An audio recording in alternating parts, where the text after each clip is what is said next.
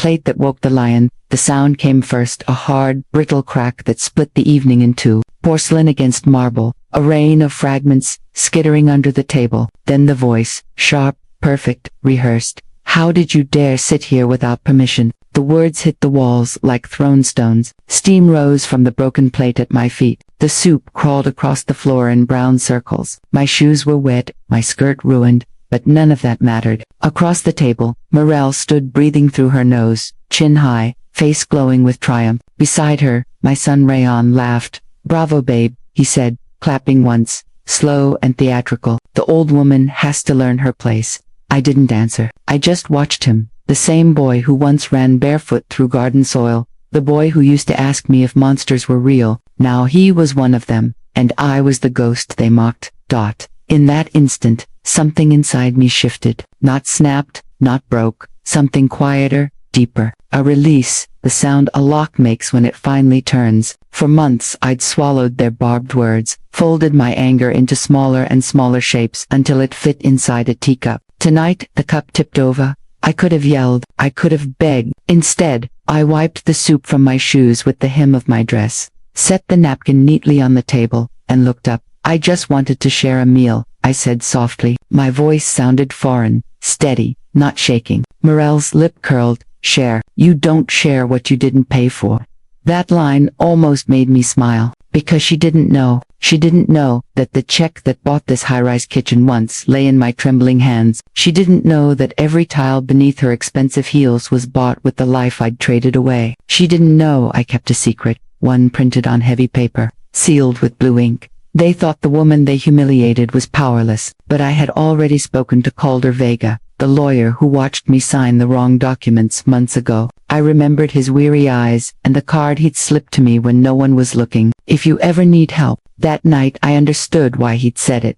Morel bent to gather the shards. "Clean this up, you're making a mess." I stared at her hand, the diamond ring glinting under the light I paid for, and felt nothing but clarity. The years of fear and obedience drained away like dirty water through a sieve. What replaced them wasn't rage, it was precision. Rayan turned back to his plate as though the show was over. "Mom, please, don't ruin the night." He always said that, don't ruin things. He'd said it at the funeral too, when I cried over his father's coffin. He had no idea what was already ruined. "I'm not ruining anything," I said. "I'm remembering." He looked up, confused, the fork frozen halfway to his mouth. "Remembering what?" I stood, knees stiff, back straight. "Who paid for this table?" I said. For a moment, silence occupied the room, a living thing, prowling between us. Then Morel laughed, brittle and high. "You think you did? That's rich." Her laughter clung to the walls like smoke. I gathered my bag from the chair. Inside, hidden beneath a packet of tissues and an old lipstick, was the cream envelope Calder had mailed just yesterday. Official stamps, a folded deed, my name. I didn't pull it out, not yet. Timing mattered. Power, I'd learned, is useless if you waste it in anger. Power works best when the other person still thinks they have it. "Sit down," Morel ordered. "I'll handle the mess." The way she said handle told me exactly what she thought of me. Something to manage, to minimize, to move out of sight. I looked around the dining room, memorizing the details, the silver cutlery gleaming under pendant lights, the scent of basil from the pasta she'd ordered, the faint hum of the refrigerator. This was her kingdom of surfaces, polished, curated, empty. And tomorrow, it would no longer belong to her. I knelt, collected one large shard of porcelain, and turned it in my palm, until a small red line appeared on my skin. The sting reminded me I was alive. That was enough. When I stood again, I met Morel's gaze. "I'll clean it later," I said. She snorted. "You'll do it now." "No," I whispered. "Not anymore." She didn't understand that the sentence had layers. Not anymore, as in I won't scrub your floor. Not anymore, as in I'm done being small. Not anymore, as in tomorrow. This key opens for me alone. Rayon looked between us, uncomfortable. "Please, both of you." I raised a hand. "Eat your dinner, Rayon." The steadiness in my tone made him freeze. He didn't know this voice. He'd never met this version of me. I turned toward the corridor. Each step sounded louder than it should have. In my room, the one they called a storage closet, I closed the door and leaned against it until my heart slowed. The air smelled faintly of detergent and iron pipes. I slid the envelope from my bag, traced the embossed seal with my thumb, Tomorrow night, I would open it in front of them. Tomorrow, I would stop whispering. Tomorrow, I would speak, and the world they built on my silence would collapse. I tucked the papers under my pillow. Outside, the city breathed through 1,000 windows. For the first time in months, I felt the same rhythm inside my chest. They thought they broke me with a plate. All they did was wake the lion. They have no idea what she's planning next. A life that disappeared quietly, they say, when something breaks. It doesn't make noise right away. It takes a few days for the silence to start echoing back. That's how my life ended. Quietly, gently, with no witnesses. My name is Layla Noor, and I used to be the kind of woman who never raised her voice. Not because I didn't have anything to say, but because I was taught that silence was safer than confrontation. My husband, Hamid, never asked for much. Just ironed shirts, strong tea, and peace after work. And for 43 years, I delivered those things with quiet devotion. We lived in a small yellow cottage just outside Marigold City, tucked between two streets that always smelled of rain and exhaust. Hamid worked at the transport department. I was a secretary once, long ago, before motherhood swallowed the rest of me. When I left my job to raise our son Rayan, I told myself I was doing something noble, that motherhood required sacrifice. I never imagined that one day, the same boy I'd carried through sleepless nights would ask me to give up even more. When Hamid died, the morning felt too still. I remember the hum of the refrigerator, the way sunlight touched his hair, the cup of tea I'd set beside his bed that went cold without him. Death isn't always a storm. Sometimes it's the air refusing to move. The funeral blurred into faces I didn't know, all saying the same two sentences. He was a good man. Be strong, Layla. And then they left, taking the noise with them. Rayan came for 2 hours. He hugged me out of duty, not love. His wife, Morel, didn't come inside the house. She said she had a migraine. I believed her. I still wanted to, because believing in kindness, even false kindness, hurt less than admitting the truth.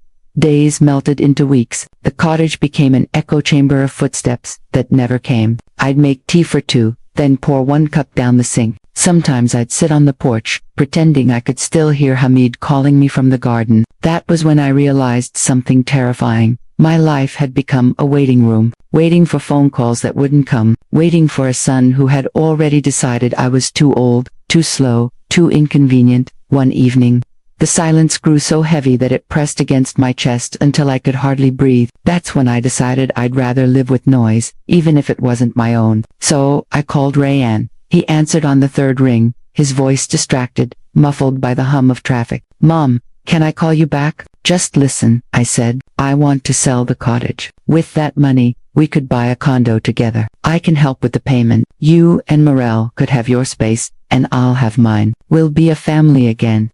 There was a long pause then, something I hadn't heard in years. Excitement. You'd really do that? He asked, like a child again. Of course, I whispered. You're my son. I wanted him to love me again, even if I had to buy my place at his table. The cottage sale was faster than I expected. A young couple bought it, all smiles and camera phones, calling it charming vintage. They didn't know they were buying my entire life's story for $82,000. I packed my memories into boxes, Hamid's reading glasses, our wedding picture, the chipped mug my mother gave me, the faded quilt I'd made when Rayan was born. Every item was a confession that I had lived, loved, and given everything quietly.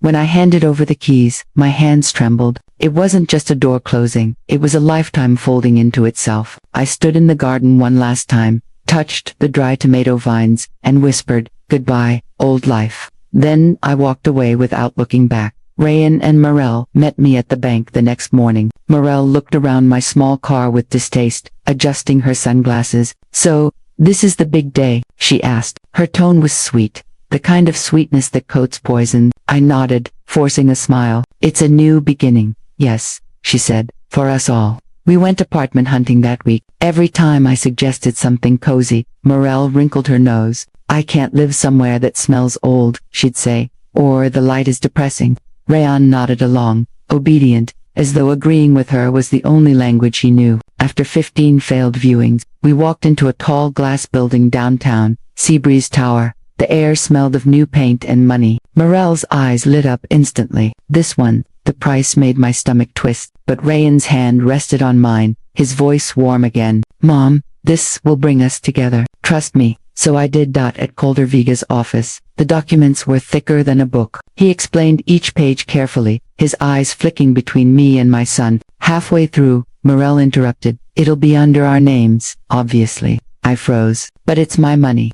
Rayon squeezed my fingers. It's just paperwork, Mom. You trust me, right? Calder cleared his throat. Legally, Mrs. Noor, if the property is not under your name, you will have no ownership rights. Morel laughed. Are you suggesting we'd cheat family? Her sarcasm left a bitter taste in the air. My throat closed. I looked at my son, my boy, the one who used to fall asleep on my lap, the one who called me his safe place. I wanted to believe he still meant it, so I said the words that sealed my fate. It's fine. Put their names. Calder sighed. He handed me another paper. Then, please sign this donation acknowledgement. My pen shook. My signature came out crooked, almost unreadable, like a warning. When the check left my hands, I felt a piece of myself leave with it. As we walked out, Rayan hugged me. You're the best mom in the world, he said. But he wasn't looking at me. He was looking at the folder Morel carried. Outside, the sun was too bright. I squinted against it, and for the first time, I saw everything clearly. The love I'd chased my whole life was just conditional gratitude, and I'd just paid the bill in full. Calder followed us to the door. He waited until they were ahead before slipping me his card. Mrs. Noor, he said softly, if you ever need help, call me. What you just did leaves you with nothing. I nodded, but my voice was gone. The elevator doors closed, sealing in my silence like a secret. That night, as I unpacked my boxers in their brand new condo, I touched the card hidden in my purse. I didn't know it yet. But that small rectangle of paper would one day be the key that unlocked everything I'd lost. Because sometimes salvation doesn't arrive as a miracle. Sometimes it arrives as a lawyer with tired eyes and a conscience. When the heart realizes it's been sold too cheaply, it starts planning its refund, and mine was about to begin. Rules for ghosts' houses talk if you listen long enough. This one spoke in instructions. Not warmth, not welcome, just rules. The first morning in Seabreeze Tower smelled like lemon, cleaner, and the kind of coffee that was not mine. I padded into the glossy kitchen, fingers already reaching for the kettle out of a muscle memory older than grief. A bag of my favorite roast sat where I left it the night before. I measured, waited for the simmer, and poured the first cup I'd brewed here. My attempt at stitching an old comfort into a new place. Morel walked in wearing a satin robe that looked slippery as an eel. She didn't say good morning. She didn't look at my face. She looked at the mug, lifted it, sniffed, and tipped it into the sink. The splash hit the steel like applause. I told you I make breakfast, she said, reaching for a chrome espresso thing with buttons I didn't understand. I don't like people touching my things. I stared at the empty mug. My things, I almost said, and swallowed it so hard the word scratched my throat. The lemon smell grew brighter, somehow crueler. Of course, I answered. I was just trying to help. She pressed a button. The machine exhaled. Your help isn't needed.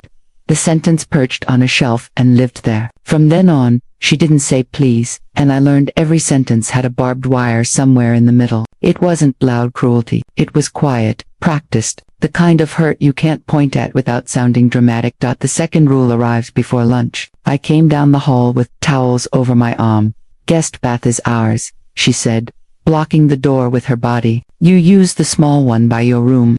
My room, I repeated, like a student reciting vocabulary. The small bathroom had a mirror that warped the edges and a fluorescent light that hummed. The tiles were clean, yes, but it was the kind of clean that felt like a hospital bright, unforgiving, clinical. By evening, I discovered the third rule. I stood in the living room, remote in my hand, the evening news humming at a polite volume. Rayan was near the balcony scrolling his phone, a silhouette cut out of the city lights. I wanted to say, do you remember when we watched the weather together and you'd ask if clouds had feelings? But the thought didn't survive the doorway. Morel appeared like a storm. We don't watch television in here. It rattles my nerves. If you must, put on headphones or go to your space. She didn't say room this time. Space, it made me think of orbiting, circling a planet that would never pull me close enough to land. I nodded. I always nodded. That was how I kept the peace. I folded myself smaller and smaller until I could fit in the pause after their sentences. After a while, the pauses became my address. Days took on a thin color. In the mornings I left to buy bread and milk simply to be an heir that belonged to no one. The cashier at Nadia's market learned my name. She placed ripe tomatoes in a separate bag because I told her once they bruise is. I walked back slow, letting the city wash over me. Bus brakes, sighing, shoes on pavement, someone practicing piano 4 floors up. At the door. My key worked, but my welcome didn't. Why did you buy this? Morel said one noon, lifting the bag as if it weighed bad decisions. We already have bread. That's wasteful. I caught myself. I thought it would be nice. All handle shopping, she said, slipping the handles from my fingers. You don't know what we need. I retreated to my room, no window. Just the ventilation shaft with its endless, impersonal breathing. I sat on the bed and looked at the cracked paint where the headboard had been in some stranger's life before mine. I placed my books on the shelf, arranged my few framed photos, and put Hamidi's wedding letter inside the pillowcase like a relic. Nothing in the room looked back at me. Everything simply reflected me smaller. Humiliations rarely come with trumpets. They arrive on soft feet at odd hours. The 4th rule slid under my door on a plate. It was the night I made saffron chicken, the way I did when Rayanne was small and would say the rice looked like sunshine. Now the kitchen gleamed with pans that didn't belong to me, but I cooked anyway, muscle memory guiding my hands. The apartment filled with familiar warmth, cardamom, lemon, garlic, meeting heat. I set the pot on a trivet at the center of the dining table, set 3 plates because a part of me refused to die. Morel walked in and stopped. She looked at the pot like it had arrived uninvited, wearing muddy shoes. What are you doing? She asked. Dinner, I said. Together. Her laugh had no laughter in it. Together. Since when do you eat with us? I looked at Rayan. He was at the far end, phone face down, fork already in his hand. He didn't lift his eyes. I thought, don't, she said. Your place is the kitchen. Every word settled on me like dust I wasn't allowed to wipe away. I picked up my plate. I carried it to the counter. I ate standing, the way people eat when trains are late and lives are smaller than they should be. From the dining room, I heard Rayan say, "Thank you, babe," the way men thank their wives for cooking. The thanks slid across the tile and stopped at my feet. That night I learned the 5th rule. Appearances first. On weekends, their friends arrived, trailing cologne and opinion. Laughter stitched the rooms together. And for hours I listened from behind my door as they performed a perfect marriage in a perfect apartment. Only once did the performance break. A woman opened my door by mistake, saw me sitting on the bed with a book. "Oh, is this?" she began. Morel's voice sharpened from the hallway. "Don't go in there. That's where we keep old things we don't use." The woman's eyes flicked over my face and away. "Sorry," she whispered and shut the door. I set the book down. The ventilation shaft exhaled for the building, and I exhaled for myself. I reached into the drawer and touched Caldervega's card. I didn't take it out. I didn't need to. Its presence was enough. A small square of promised oxygen. I tried speaking to Rayan on a Tuesday, when the light fell kindly and the city thinned to a hush. He was in the living room, scrolling through something I no longer understood. I sat at the edge of the couch, hands flat on my knees like a child at a principal's desk. "I feel uncomfortable here," I said carefully, tasting every word before I let it leave my mouth. "Morel, she doesn't treat me well." He didn't look up. "Mom," she stressed, "work is brutal. Don't take it personally." The sentence was a door that shut in my face without making a sound. I tried again, turning the knob more gently. "She speaks to me as if I'm, maybe if you helped more," he said, still scrolling. "You wouldn't be in the way." In the way. I put that on the shelf next to your help isn't needed and old things we don't use. A trinity of belonging, none of it mine. "I paid for this condo," I said, the last of my small bravery pushing through. He stood, as if the words stained the sofa. "And we gave you a roof. Doesn't that seem like enough?" He left the room. I remained, hands still folded, listening to the house breathe around me as if I were a word that didn't fit the sentence. Later, in my bed, I cried without sound. Silent crying is an old skill. You use the pillow to gather the storm. By morning, the pillow dries like nothing happened. 2 months learned my shape and held it hostage. My world shrank to 4 white walls, and the corridor I walked to the small bathroom and back. I timed my meals around their footsteps. If I reached the kitchen too early, I returned like a tide retreating, without ever touching shore. I ate what remained. Bread that remembered yesterday. Fruit that had decided to be wine. Hunger and pride argued in my chest. Hunger won most days. Pride took notes.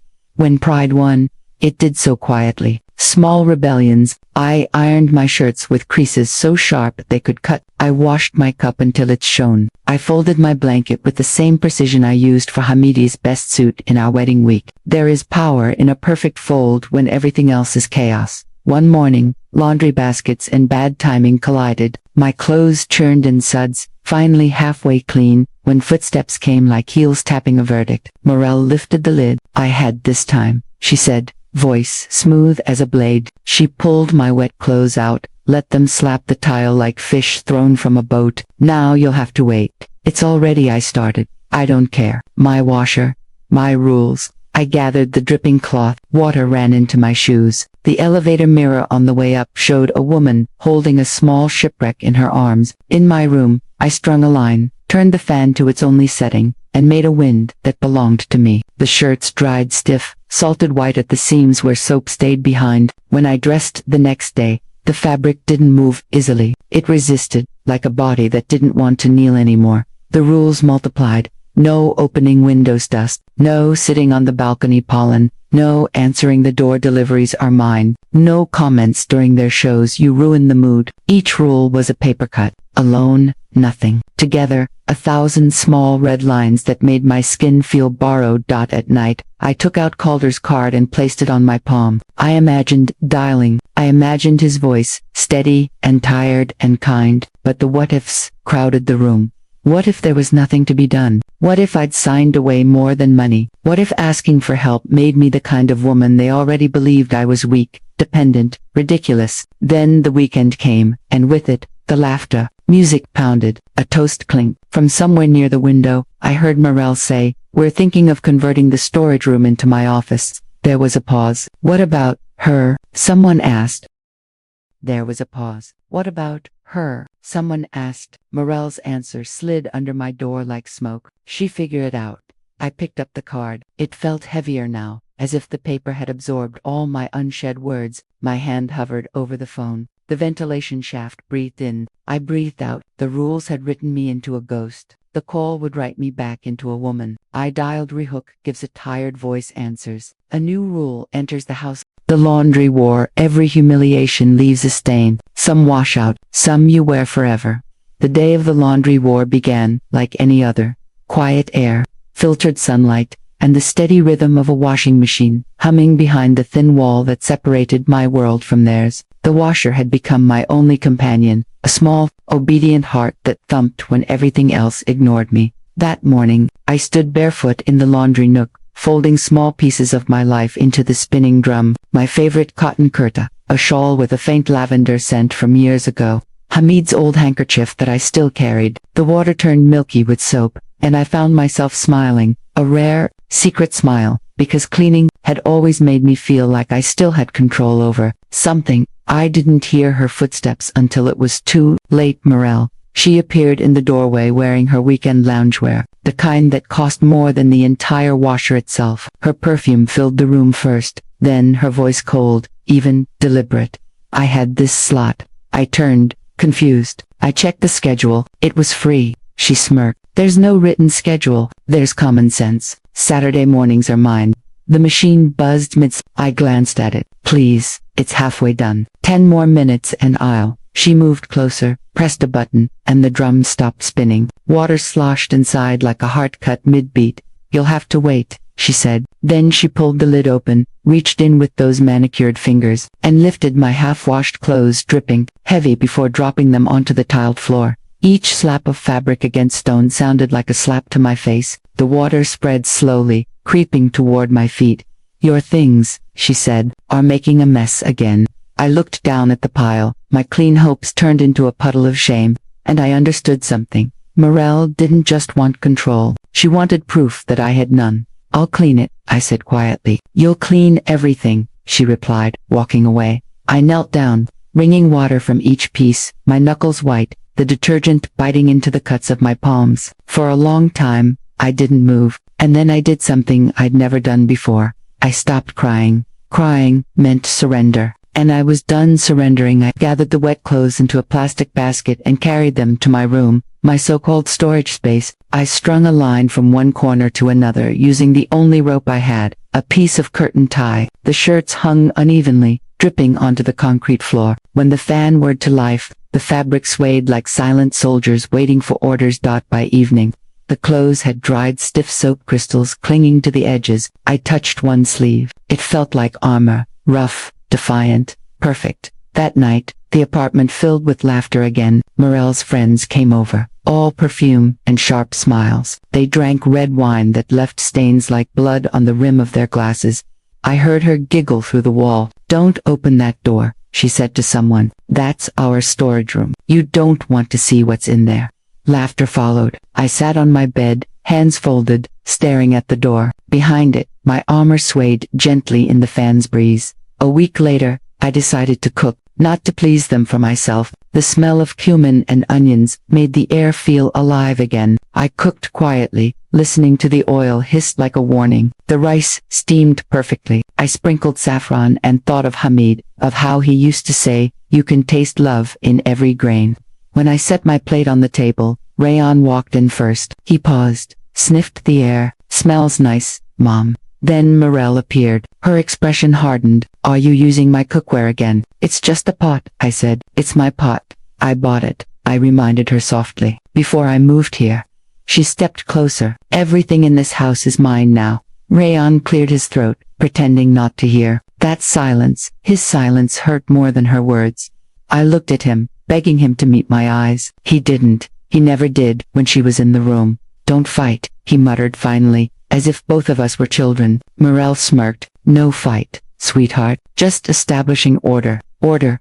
That word tasted like poison. After dinner, I went back to my room and sat by the small vent, the only place where I could feel wind. The city outside buzzed, cars, laughter, a life that went on without me. I reached into my purse and found Calder Vega's card. I traced the embossed letters until they left tiny marks on my thumb.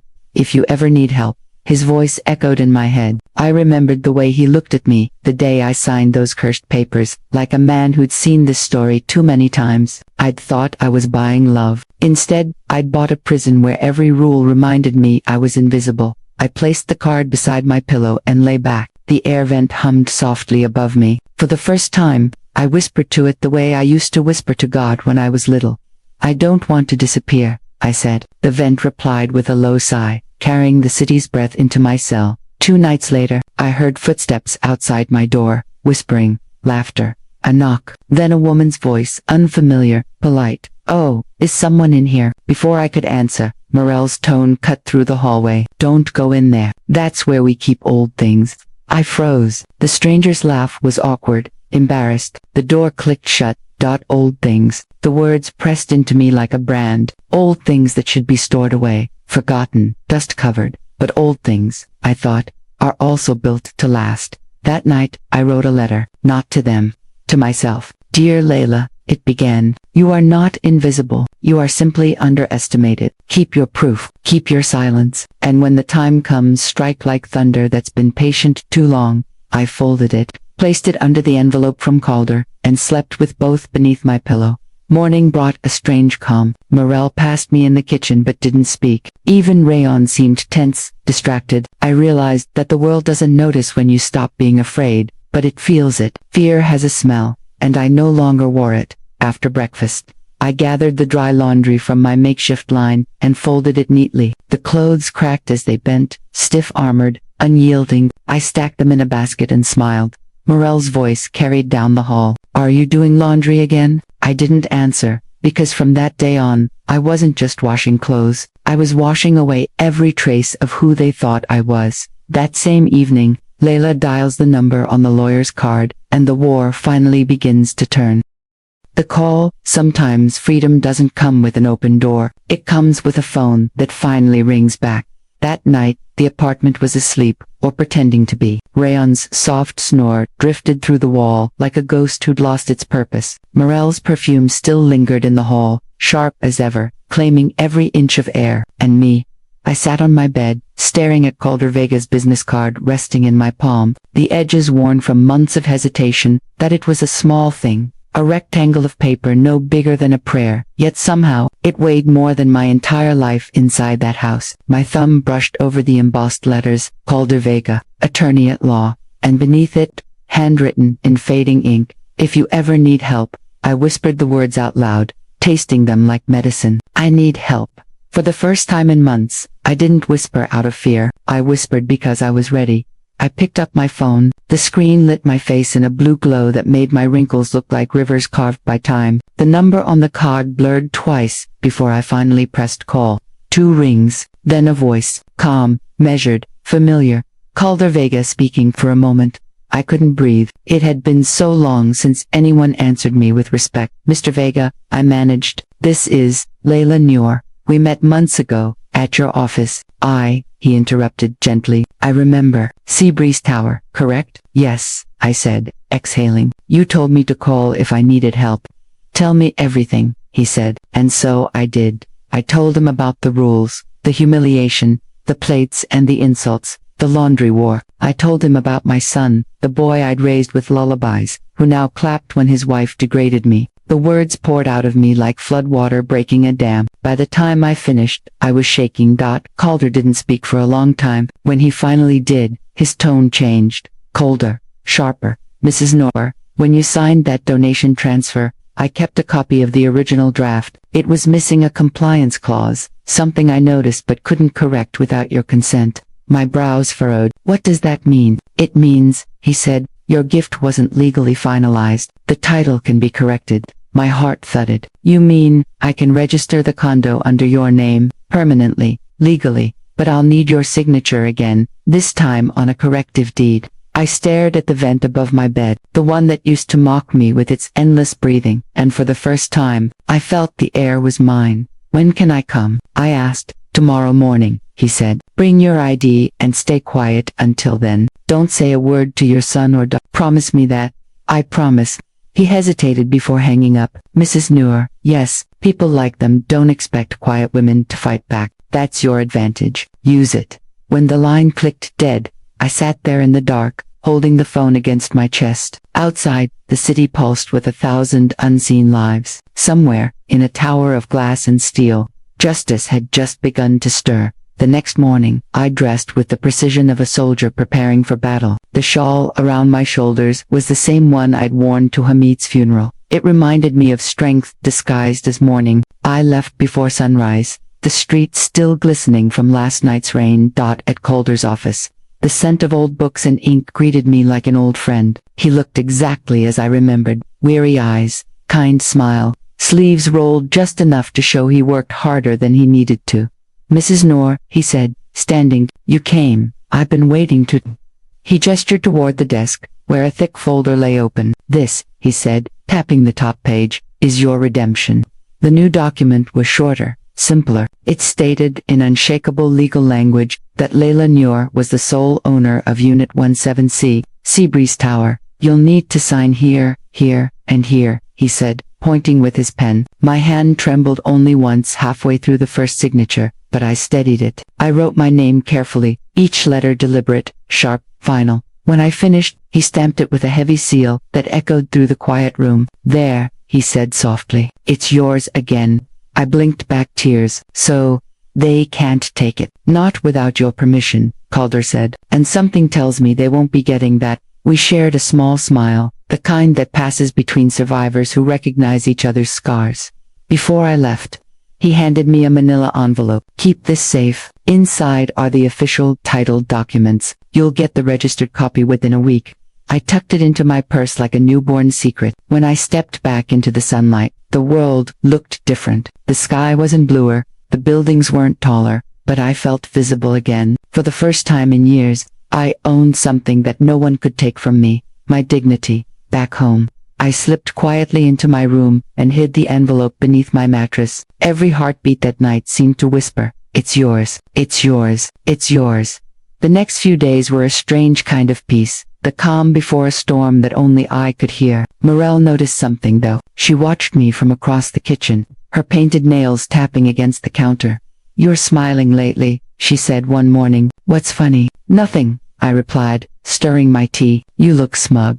I look alive, I said without thinking. She frowned. Careful, Layla. Pride doesn't suit you. Neither does cruelty, I murmured. She didn't hear, or pretended not to. Later that day, Rayon mentioned something that almost made me laugh out loud. Mom, Morel's thinking of moving you into a facility. You know, where you'd have company, nurses and all. His tone was awkward, hesitant, as if he was trying to sell me a gift, not exile me. I looked at him, really looked, and saw the small, scared boy still trapped inside the man. Of course, I said calmly. If that's what she wants. He blinked, thrown off by my serenity. You're not upset. I smiled. Why would I be upset? Everyone gets what they deserve eventually. He nodded, unsure what I meant, but I knew, because in 1 week, the final registration would come through, and when it did, this condo, this prison, would legally, irrevocably, belong to me. That night, I ironed my green dress, the same one I'd worn the night she threw the plate. I hung it by the door, ready, because tomorrow was Morel's grand dinner party, and I intended to make a toast of my own. Tomorrow night, they'd sit at my table, and I'd finally show them whose name was written on the deed. Smile like a secret sum, smiles hide pain, mine hid power. It started with a letter. A thin white envelope slid under my door like a ghost at dawn. Inside was the final registration certificate from Calder Vega's office. The official confirmation that Unit 17C, Seabreeze Tower, was now legally mine. I held it for a long time, feeling the embossed seal with my fingers as though it were the heartbeat of something newly born. The paper trembled, not because it was fragile, but because after months of being treated like a guest in my own home, I had just become the landlord. I folded the letter neatly and placed it back in its envelope. Then, I smiled. Not the kind of smile that makes others comfortable. This one was quiet, private, sharp. It was the smile of someone who had just realized she could choose when the storm begins.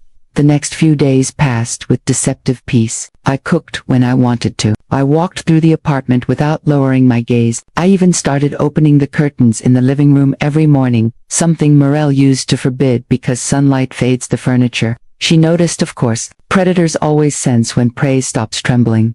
On the third morning, she confronted me. Her heels clicked across the marble like gunfire. What's gotten into you lately? She asked, pouring herself orange juice without offering me any. You seem smug. I'm just grateful, I said, stirring my tea. For what? For peace, I replied, watching her reflection in the glass window. It never lasts long, does it? She squinted, suspicious. Are you threatening me? I smiled again. Why would I? You've already made all the right choices for me. Her jaw tightened. Rayan and I have been talking, she said slowly. You need proper care, somewhere comfortable, with nurses. Maybe that'll help you adjust. I nodded as if she'd suggested a weekend trip. That sounds wonderful. The calm in my voice confused her. She expected tears, pleading, or at least anger. But when you hold the truth, silence is the loudest weapon. She stared at me a few seconds longer, then muttered, Good, we'll discuss it after the dinner party. Yes, I said softly, after the dinner party. That night, I ironed my forest green dress, the one I hadn't worn since the day of the first plate. The fabric caught the light, shimmering faintly, as though it remembered what it was made for. Not humiliation, but victory. I laid it on the chair, ready. I took out the deed, folded it once, and slipped it into my purse. The envelope was light, yet it felt heavier than every insult Morel had ever thrown at me. It wasn't paper anymore. It was proof that as I stood before the mirror, I barely recognized myself. The woman staring back at me had lines on her face. Yes, but her eyes, they weren't tired. They were alive. For months, I'd been shrinking to fit into corners. Now, the corners had to make room for me. Morning came like the calm before thunder. Morel was in full hostess mode. Candles, napkins, a menu printed with her initials in gold foil. The dining table gleamed under the chandelier. Rayan followed her around, obedient, carrying trays and nodding to every instruction. I moved quietly through the house, watching them, with an odd affection. It wasn't love, not anymore. It was pity, because they didn't know yet that this whole performance was happening on my stage. At one point, Rayan looked at me and frowned. Mom, what are you doing in here? Morel asked you to stay in your room. I smiled. I'm just watching. You both look so happy. He sighed, impatient. Please, not tonight. Just don't cause drama. Drama. That word again. For people like him, truth always looks like drama. I'll be very quiet, I said. He nodded, relieved. And I meant it. I would be quiet until I didn't need to be. The guests started arriving at 7 sharp. Laughter, perfume, champagne. all the sounds and smells of people pretending life was perfect. Morel sparkled in a gold dress, the kind that screams wealth even when your heart is bankrupt. "Everyone, welcome," she announced, waving dramatically, "to our home, our home." The words rolled through the air like smoke. I waited. Each second ticked like a metronome, counting down to something sacred. Then, just before the main course, I walked out. Not rushed, not nervous, graceful, measured, alive. The room went silent. Forks hovered midair. All eyes turned toward me. The old woman they thought had been safely tucked away. Layla Morel said sharply, "What are you doing here?" I smiled. "Dinner smelled too good to miss. This isn't appropriate." "I disagree," I said. "I have something to share with everyone." Rayon stood halfway from his seat. "Mom, please," but I was already reaching into my purse. The envelope came out clean and white, the official seal glinting under the chandelier. I placed it in the center of the table, between the silver cutlery and the untouched wine glasses. "What's this?" Morel asked, voice brittle. "The deed," I said softly. She frowned. "To what?" "To this condo." She laughed. "Don't be ridiculous. That's in our names." "Not anymore." Her smile faltered. Rayon leaned forward, curiosity cutting through his usual apathy. "What are you talking about?" I unfolded the papers and began to read. My voice didn't tremble. "Effective as of October 16th, the ownership of Unit 17C is transferred and registered under Layla Noor." I looked up. "That's me." The silence that followed wasn't peaceful. It was electric, the kind that happens just before lightning hits the tallest tree. Rayon's face drained of color. "Mom, what have you done?" "I've fixed what was broken," I said. Morel snatched the papers from my hand, her eyes scanning the stamps, the signatures, the legal jargon. When she reached the last line, her jaw dropped. Her lips moved, but no sound came. "I told you," I said gently. "Everything in this house was mine. I just made it official." One of the guests choked on his wine, another pretended to check his phone, desperate to escape the unfolding drama. Within seconds, the room emptied. The door clicked shut behind the last guest, leaving only the three of us, the mother, the son, and the woman who thought she'd won. Morel turned slowly toward me, her eyes narrowing into slits. "You think this makes you powerful?" she hissed. "No," I said, walking toward her. "It just makes me home." She took a step closer. "You're old, Layla. Old things pass down to their heirs. Not this one," I said. "This one stays standing." Her face twisted. For a moment, I saw it, the mask breaking, the fear hiding beneath her arrogance. That's when I realized something profound. Power doesn't roar, it whispers. I was here first. I picked up my plate calmly, sat down at the head of the table, and began to eat. The food tasted like victory, warm, seasoned, real. Neither of them spoke. Even the chandelier seemed to hum in silence. But fear has its own hunger, and Morel wasn't done yet. The next few seconds would change everything. "Abel," again, the first time a plate broke, it silenced me. The second time, it set me free. The chandelier trembled with the weight of everything unsaid. Morel stood across from me, jaw tight, hands trembling around the edges of her perfect napkin. Rayon's chair creaked as he slowly rose, caught between us like a frightened child watching two storms collide. The air smelled of burnt rosemary and money. Expensive food cooling fast. The table that once symbolized their control now felt like a courtroom, and I was done being the defendant. "Get up," Morel said finally, voice low but shaking. "You don't belong here." I stayed seated. For years I had been told where to sit, when to speak, when to disappear. "Not tonight. I'm quite comfortable," I said, lifting my fork. "Would you like me to pass the bread?" Her eyes darkened. "You think this is funny? You're humiliating yourself in front of my guests." I looked around. The guests were gone. Only the three of us remained. "No, Morel," I said, "I'm humiliating you." She froze, not because of my words, but because of my tone. It wasn't loud. It was calm, and calm is more terrifying than rage. Rayon finally spoke. "Mom, please, let's talk privately." "Privately?" I laughed softly. "All my humiliation was public. Let the truth be." He reached toward me, but I shifted my plate aside and straightened my back. The green of my dress caught the chandelier's light, and for the first time, I realized I looked like something reborn. "Do you even know," I asked him quietly, "what it means to lose yourself for someone, to give them everything until you're nothing?" His lips parted, but Morel cut in. "Oh, spare us the poetry. You signed the papers willingly.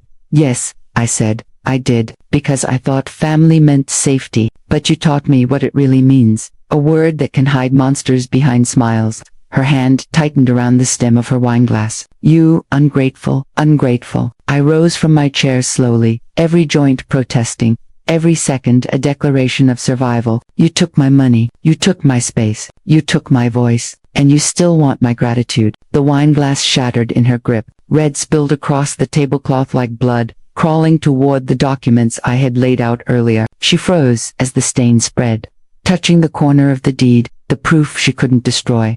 I lifted the paper gently, shaking off the drops. Careful, I said. You're bleeding on my table. Rayon stepped closer, his face pale. Mom, stop, please. I turned to him. Why? Afraid someone might see who you became? He flinched. Do you remember, I asked, how you used to hide behind me when thunder scared you? I'd tell you storms can't hurt you if you face them. Look at you now, hiding behind the same thunder that raised you. Mom, don't. I pointed to the empty plates. You had your chance to defend me. Every time she mocked me, every time she took something that was mine, you clapped, you watched. Morel's laughter came sharp and dry. This is pathetic. You're delusional. Do you really think a few papers make you powerful? You're old. You'll die soon. And then this condo goes to a charity foundation. I interrupted. Her words stopped mid-sentence. What? I already arranged it, I said. When I'm gone, not a single brick of this place will belong to you or him. Her mouth opened and closed like a fish pulled from water. Rayon whispered, You did what? Everything you built on my suffering ends tonight. The silence that followed was suffocating. Outside, thunder rolled, distant but deliberate, as if the universe had decided to punctuate my declaration. Morel lunged. It happened fast. A flash of gold dress, a scream that wasn't hers yet, her hands shoved against my shoulders. For a heartbeat, I felt weightless. Then the world spun sideways. The crash came like lightning. Pain burst through my hip, white and sharp. The ceiling tilted. The chandelier fractured into 1,000 shards of light. Rayon's voice broke. I tried to breathe, but pain swallowed the air. Morel stood frozen, both hands clamped over her mouth. She fell, she whispered. She slipped. You pushed her, Rayon shouted. I didn't, she screamed back. She provoked me. I forced myself upright, my body screaming in protest. Every inch of me trembled, but I wouldn't let them see me crawl. I reached for my phone. What are you doing? Morel hissed. Calling the police. I said, dialing. My thumb pressed the number. Her eyes widened. Rayon's hands shook. Mom, please, you're hurt. Yes, I said, my voice calm again. And that's exactly why they need to come. Morel tried to grab the phone, but Rayon blocked her. Enough, he yelled. Enough, Morel. The sound of sirens grew in the distance, faint, then closer. Morel paced like a trapped animal. This is your fault, she spat at me. You brought this on yourself. I stared up at her from the floor, blood pulsing behind my eyes. My only fault, I said, was waiting too long to stop being silent. The door burst open. Police, paramedics, blue lights flashing across the polished walls. Morel's words dissolved into chaos, protests, lies, hysteria. Rayon's voice broke as he finally said it aloud. She pushed her. My wife pushed her. The officers moved fast. One lifted me gently onto a stretcher. Another recited rites that Morel tried to shout over. But the moment the cuffs clicked, everything went quiet, not peaceful, just final. As they wheeled me past the threshold, I looked once more at that table, the same one where it had all begun. Broken glass, blood, the deed, a battlefield disguised as a dining room. And there, amid the ruins of their perfect life, I saw what I'd fought for, not revenge, but reclaiming the voice they tried to bury under obedience. Pain can take your body, but it can also give you back your soul. And when I woke up in the hospital, my silence had already changed everything. The hospital silence, waking up from pain, is easy. Waking up from betrayal takes longer. The world returned to me in fragments, white ceilings, the hiss of oxygen, the faint antiseptic scent of sterility and sorrow. My first thought wasn't the pain in my ribs. It was the sound of footsteps, soft, cautious, rehearsed, the kind of steps people take when they're deciding whether they still owe you an apology. I turned my head slowly. Rayon stood at the doorway, eyes red, suit wrinkled. For once, he didn't look like the proud man who lived in glass towers. He looked like the boy who used to scrape his knees and hide behind my legs. Mom, he whispered, stepping closer. I didn't answer. Silence had become my language, and he was finally learning to listen. He sat beside my bed, fidgeting with the hem of his sleeve. "They said you'll need rest," he murmured. "Your hip's fractured, but it'll heal." I nodded faintly. Words felt unnecessary. He swallowed hard. "Morel's in custody. They're pressing charges: assault, intent to harm. She says it was an accident." I turned my gaze to the window. Outside, the rain painted the city, silver soft, relentless. "Is that what you think?" I asked quietly. He hesitated. Then, with a sigh that carried years of denial, he said, "No, I know what she did." The honesty should have comforted me. It didn't. Because I also knew he'd known all along, maybe not the details, but the cruelty, and he had chosen silence when mine was being stolen. For 3 days, the hospital became my refuge. The nurses treated me with kindness, a strange luxury. They called me Mrs. Newer, not old thing or burden. Each Mrs. Noor stitched a tiny piece of me back together. Calder came to visit on the second afternoon. He carried flowers, a soft smile, and a folder tucked under his arm. "You kept your promise," he said. "I learned from you," I replied. He sat by the window, opening the folder with careful hands. I spoke to the police. He said, "Your son's statement corroborates everything. Morel will likely be charged, but more importantly," he handed me another paper. "I filed an injunction preventing anyone from moving you out or tampering with your property. It's officially sealed under your name." I took the document, my fingers trembling. "So even if he finished the sentence for me. "Yes, even if you're gone." For a moment, the room felt too small for all the gratitude I wanted to give, but he seemed to understand the silence between us. Before he left, he looked at me one last time and said, "You remind me of my mother. She fought too, not with fists, but with dignity. That's the harder kind of war." When night fell, the ward emptied. Machines hummed. Rain tapped against the window in rhythm with my heartbeat. I couldn't sleep. Every time I closed my eyes, I saw that table again. The glass, the blood, the flash of gold. The moment replayed endlessly, like a warning and a promise intertwined.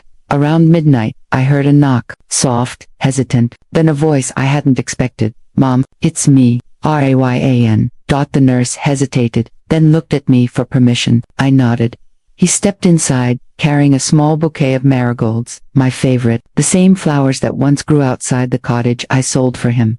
He placed them on the table beside my bed. For a long time, neither of us spoke. Then, quietly, he said, "I filed for divorce." The words hung between us like fragile glass. It took me a moment to believe them. "She'll fight you," I said. "I know, and you'll lose money." I already lost something worse.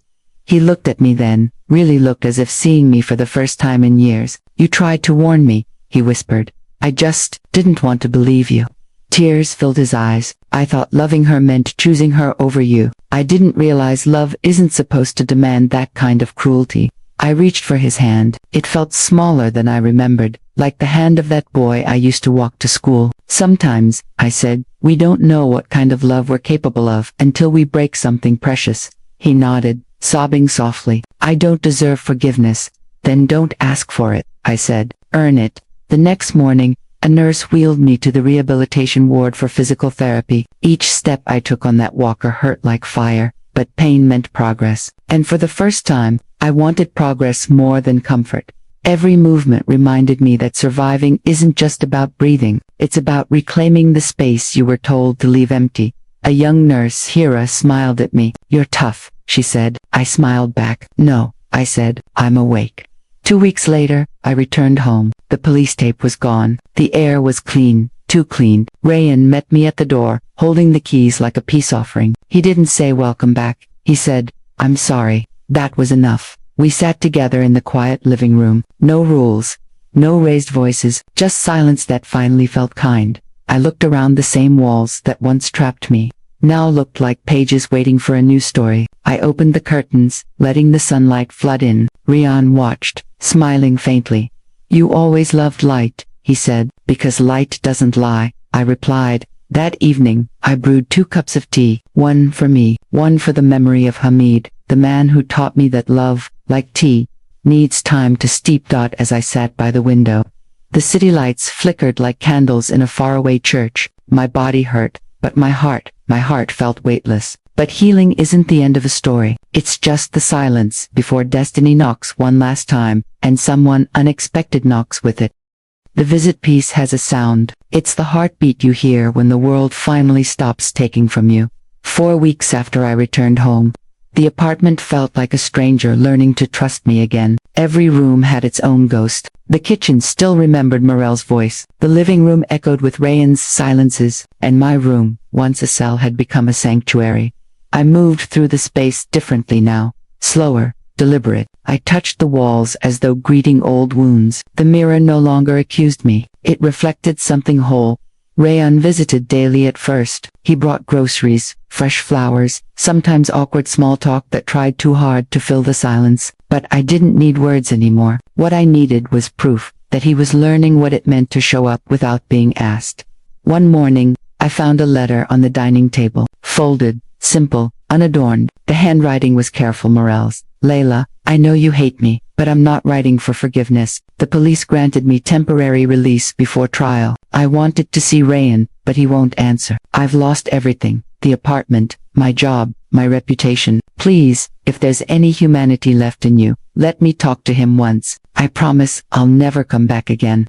I read it twice, then set it down beside my tea. For the first time, I didn't feel fear or rage, only clarity. Sometimes justice isn't loud. It's quiet and irreversible, like a door you locked from the inside.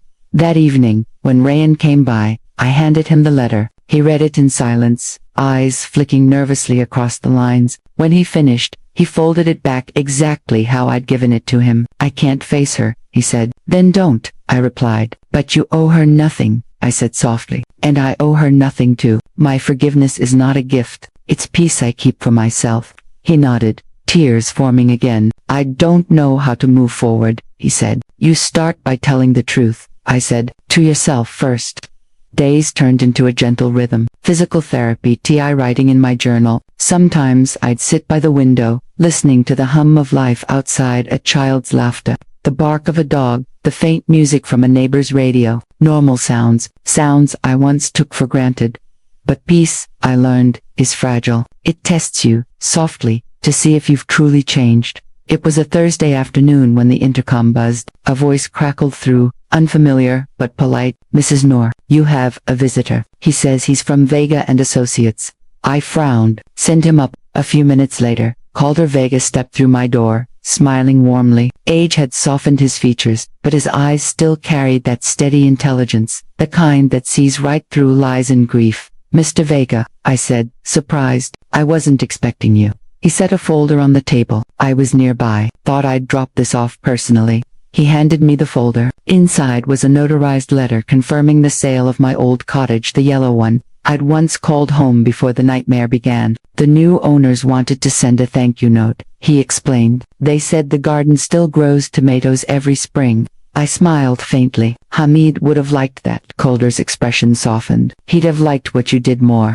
We sat for a while, talking like old friends. He told me about other clients, women like me who had been silenced, who found courage too late or just in time. His story stitched invisible threads of solidarity between us. When he finally rose to leave, I asked, "Why do you do this work, Mr. Vega?" He smiled. "Because my mother couldn't." He hesitated, then added, "And because people like you remind me that strength doesn't retire." After he left, I stood by the door for a long time, the folder still in my hand. I realized something I hadn't before. Sometimes the people who save us don't stay. They just make sure we can save ourselves. That night, Rayan called. He sounded lighter, almost hopeful. "I've been accepted into a housing project downtown," he said. "Affordable homes for families, rebuilding after financial losses." "That's good," I said. "I want to start over," he added. "Not just for me, for you. You deserve peace." "I already have it," I said, "but I want to earn your forgiveness." "You already started," I told him. There was a pause. The comfortable kind. The one where love hides after years of silence. "Mom," he said quietly, "I'm proud of you." And for the first time, I believed him. A week later, another letter arrived. No name, no return address, just a single line inside, written in a delicate, familiar hand. "Thank you for showing me what real strength looks like." I stared at it for a long time. It wasn't signed, but I knew it was Morel's. And strangely, I felt no hatred, only released thought, because forgiveness isn't always about letting someone back in. Sometimes, it's about letting yourself finally step out. The next morning, I stood on the balcony, the same one I'd once been forbidden to touch. The sunrise painted the city gold. Cars moved below like veins carrying life. I lifted my cup of tea and whispered, "I'm still here." The wind carried the words into the open sky, scattering them among the clouds like seeds. But there was one thing left undone, one truth I still had to face, hidden deep in the cottage's soil, and destiny, as it turns out, wasn't done with me yet. The garden letter. The past doesn't haunt us, it waits, quietly, patiently, until we're strong enough to open the door ourselves. It had been 4 months since the night everything changed. The court had sentenced Morel to 2 years in prison. Rayan was rebuilding his life from scratch, working at a local housing firm, renting a small flat across town. And me, I had learned to live again, in the silence I once feared. But even peace has its echoes. Sometimes when I walked through the apartment, I could still hear Hamid humming in the garden, smell the faint ghost of old jasmine clinging to my sleeves. The past wasn't gone, it was just folded neatly, waiting.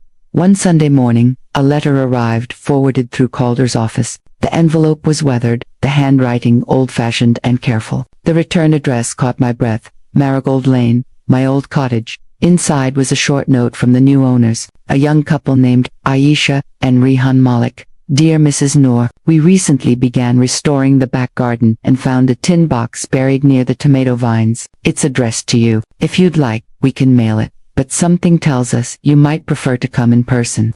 I read the letter 3 times, the ink blurred with tears before I even realized I was crying. A buried box, near the tomato vines, Hamid's garden. I called Calder. He offered to drive me, but I refused. This journey needed to be taken alone. That next morning, I packed light, just my shawl, my cane, and my courage. The road to Marigold Lane was shorter than I remembered but felt infinite. The city had grown taller around it, but the cottage still stood small and proud between 2 new houses. The yellow paint was brighter now, the shutters replaced, but the air was the same. It smelled of wet earth and memory. Aisha greeted me at the gate, her smile kind. "Mrs. Noor, it's a pleasure. The box is right where we found it." She led me to the back garden. The vines were green again, heavy with unripe fruit. The soil, freshly turned, still carried the scent of life reborn. There, half buried near the fence, was a small rusted tin box, the size of a diary. I knelt slowly, brushing off the dirt with trembling hands.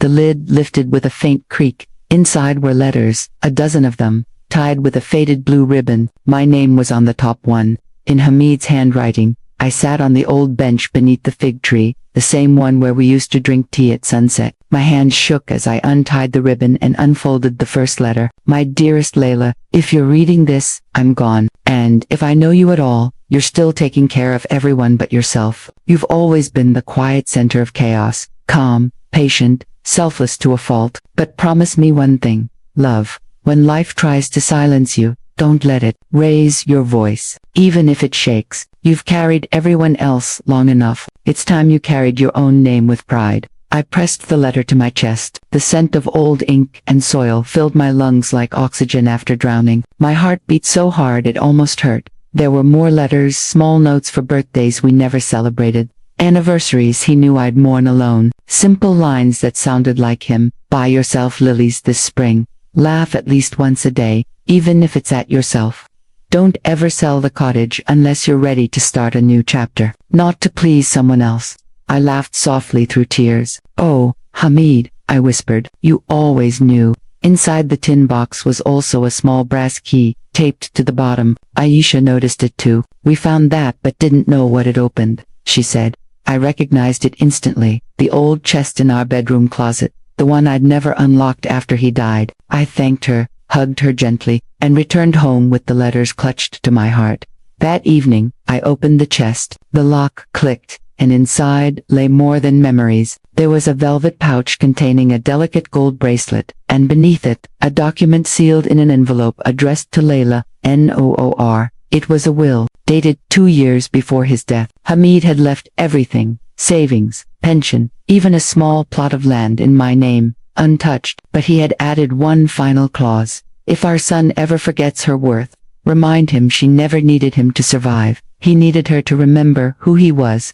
I smiled through the tears. Even from beyond life, Hamid had written me a shield.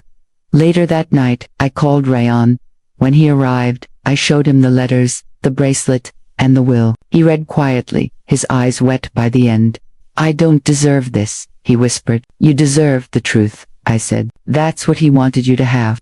He took my hands in his and pressed them to his forehead. I swear, he said, voice breaking, I'll never forget again.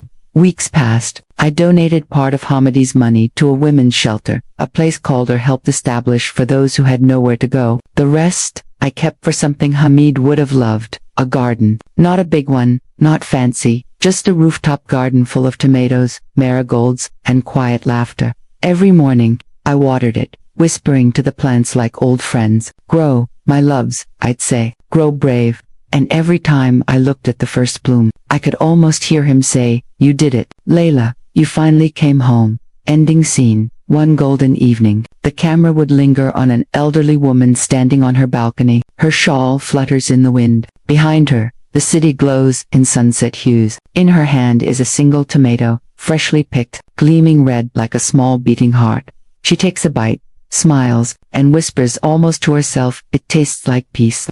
Then she looks up, directly into the sunset, her silhouette framed in gold as the narration closes. Sometimes we think love ends with loss, but love doesn't end. It transforms. It becomes the soil we grow from, the letter we were always meant to read. Closing line for YouTube voiceover. Never let anyone convince you that silence is strength. Real strength is speaking even when your voice shakes.